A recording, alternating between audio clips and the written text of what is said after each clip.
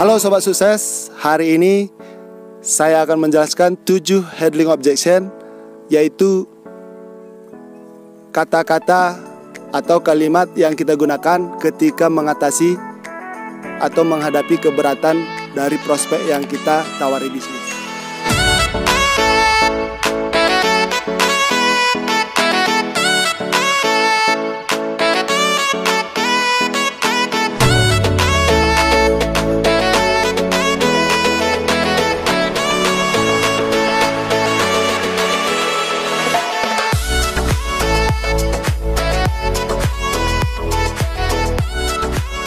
Jadi pada hari ini saya akan menjelaskan 7 handling objection atau mengatasi keberatan yang sering kita pergunakan dalam presentasi.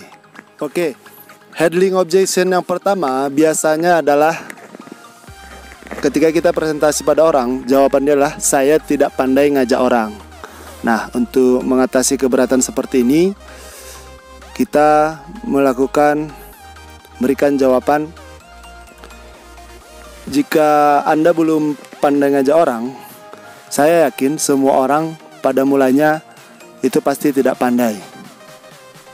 Tapi jika Anda punya impian yang besar, punya impian yang tinggi untuk membahagiakan orang-orang yang Anda cintai, dan punya kemauan untuk belajar, maka Anda akan lama-kelamaan akan bisa memberikan inspirasi kepada orang lain. Saya juga dulu pertama gabung di bisnis ini tidak pandai ngajak orang. Tapi setelah ikut dengan beberapa tim yang sangat positif di bisnis kita ini, karena di bisnis kita ini kita diajari seperti saudara sendiri, dan di bisnis kita ini kerjanya tim. Jadi kita akan semakin pandai ketika kita ikut di dalam komunitas bisnis kita ini.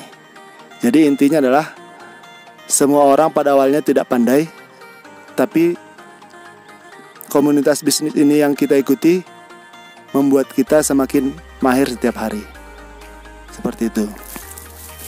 Handling objection yang kedua adalah biasanya orang ketika kita presentasi jawabannya saya tidak punya modal. Maka ketika dia mengatakan saya tidak punya modal, maka kita bertanya dulu kepada dia, modal yang bagaimana yang Anda maksud? Apakah modal pengetahuan, modal uang, atau apa? Jadi kita harus tahu dulu modal yang dia maksudkan modal apa. Kalau dia misalnya bilangnya modalnya uang, bahkan di bisnis ini kita bisa memulainya tanpa modal uang, hanya dengan modal kemauan. Karena kita bisa memulai usaha ini atau bisnis ini dengan modal komitmen. Jadi kalau misalnya bisnis ini bisa jalan tanpa modal, kita tanya, maukah Anda berkomitmen untuk saya jari hingga sukses? Nah, kalau dia masih ragu juga, kita bisa bertanya lagi, menurut Anda mana duluan, modal duluan atau kerja duluan? Kalau dia bilang modal duluan, banyak kok yang punya modal tapi akhirnya bisnisnya bangkrut karena kerjanya asal-asalan. Oke, selanjutnya handling objection yang ketiga. Misalnya dia berkata, baiklah saya pikir-pikir dulu untuk gabung di bisnis ini. Maka kita menjawabnya sambil Anda berpikir,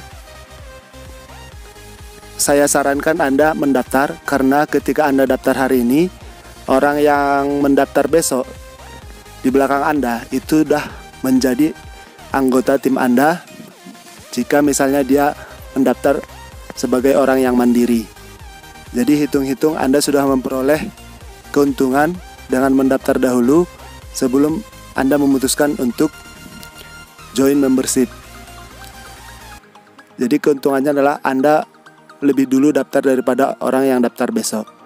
Dan kalau boleh tahu, kira-kira apa yang mau Anda pikirkan tentang bisnis ini, supaya saya juga tahu untuk memberikan solusi yang terbaik kepada Anda, sehingga Anda merasa puas ketika apa yang Anda pikirkan itu bisa saya jawab dengan sebaik-baiknya dan bisa kita bekerja sama dengan sebaik-baiknya. Nah, handling objection yang keempat adalah biasanya orang menjawabnya, saya lebih suka pekerjaan saya yang sekarang. Nah, kalau misalnya dia mengatakan seperti itu, maka kita kembali gali impian dia. Dari impiannya itu kita bertanya, nah, impian Anda sebesar ini kira-kira bisa nggak tercapai dengan pekerjaan yang Anda lakukan sekarang? Jika dia setelah kita hitung dia bisa mencapainya, maka kita sarankan untuk dia memberikan referensi. Mungkin ada temannya yang berminat di bisnis, atau jika misalnya pekerjaannya itu bisa memberikan hasil untuk mencapai impiannya, maka sangat kita sarankan untuk kita jelaskan lagi active income dan passive income, sehingga dia pikirannya lebih terbuka untuk peluang yang lebih besar. Nah, handling objection yang kelima itu adalah biasanya ketika kita mengajak seorang bergabung di bisnis, jawaban dia biasanya, lah itu teman saya sudah gabung tapi nggak sukses, atau itu keluarga saya sudah gabung tapi belum sukses, atau banyak orang yang sudah saya jumpai bergabung tapi belum sukses. Nah, cara kita menanggapi hal ini adalah kita menjawabnya seperti ini. Nah, saya tahu, saya setuju dengan apa yang Anda bilang, bahwa banyak orang yang sudah gabung di bisnis tapi belum sukses. Tapi kita bertanya balik kepada dia, apakah Anda join di bisnis mau sukses atau mau tidak? Ya jelas mau sukses lah, Pak. Ya jelas saya mau sukses, pasti itu jawabannya. Nah, kalau begitu mari kita dengarkan orang-orang sukses dan bukan orang-orang gagal. Atau pertanyaan yang kedua, di mana-mana pasti lebih banyak orang gagal daripada orang sukses. Oke. Handling objection yang keenam adalah misalnya ketika kita ngajak seorang berbisnis, maka jawaban dia adalah, alah bisnis seperti ini nggak halal, atau bisnis seperti ini haram. Nah, jawaban kita terhadap dia adalah, saya masih bingung kenapa Anda menyatakan haram. Dari segi mana Anda? Boleh nggak dari segi mana? Boleh nggak Anda jelaskan dari segi mana Anda mengatakan ini haram? Nah, kalau misalnya haram atau tidak halal, kalau misalnya dia tidak bisa menjawab, maka kita tambah lagi, kita sudah punya sertifikat halal dari MUI. Jadi ketika misalnya Majelis Ulama Indonesia atau MUI sudah menyatakan bisnis ini halal dan bisnisnya ini syariah dan barangnya halal, maka otomatis orang itu lebih ahli daripada kita tentang hukum-hukum Islam atau tentang hukum-hukum ke halal atau tidaknya suatu bisnis. Jadi kita serahkan saja pada ahlinya, kira-kira seperti itu. Atau kalau misalnya Anda kurang percaya, Anda bisa lihat video di YouTube saya tentang penyerahan sertifikat syariah yang disiarkan di stasiun televisi nasional. Nah, handling objection yang ketujuh adalah, saya terlalu muda atau terlalu tua untuk menjalankan bisnis ini. Nah, cara kita menjawab keberatan seperti ini adalah, menurut saya tua dan muda itu adalah hanya faktor pikiran saja. Jadi ketika kita memikirkan kita masih muda, maka kita pun masih muda. Ketika kita memikirkan masih tua, kita sudah tua.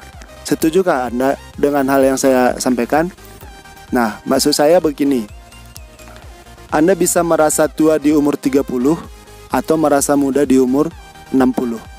Jadi usia kita itu bisa bertambah, tapi sikap dan pola pikir kita itu dewasa. Jadi seperti kata orang bijak mengatakan, bertambah tua itu pasti, tapi bertambah dewasa itu adalah pilihan.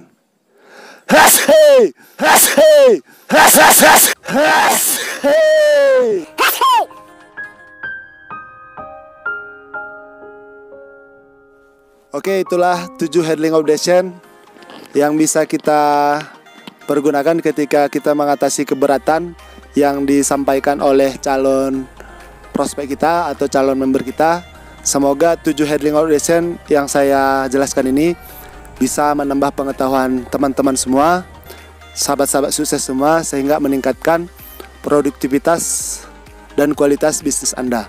Ingat untuk selalu like, share, and subscribe channel ini supaya menambah ilmu Anda ke depan dan membantu tim Anda untuk sukses selalu. Salam sukses selalu, Go Ultra.